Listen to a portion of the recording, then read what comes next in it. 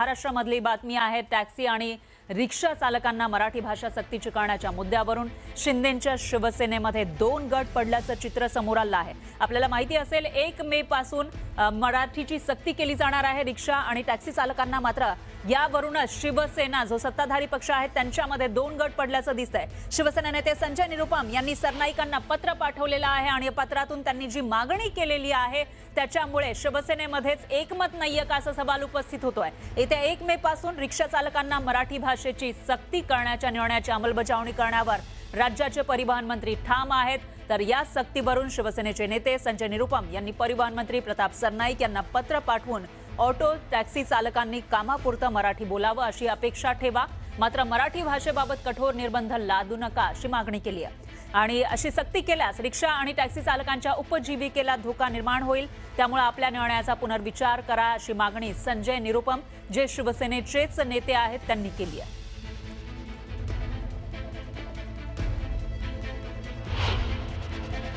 समजा कोणी आंदोलन केलं तर तो मराठी ऑटो रिक्षा चालक आहे त्यांच्या विरोधात होऊ शकत नाही। रिक्षा चालक मराठी किंवा हिंदी होऊ शकत नाही। तो या मुंबईचा एक नागरिक आहे, महाराष्ट्राचा नागरिक आहे आणि त्यांना भारतीय घटनेने एक उदरनिर्वाहाचा अधिकार दिलेला आहे। त्या अधिकारामुळे ते काम करत आहेत, दोन रोटी कमावत आहेत।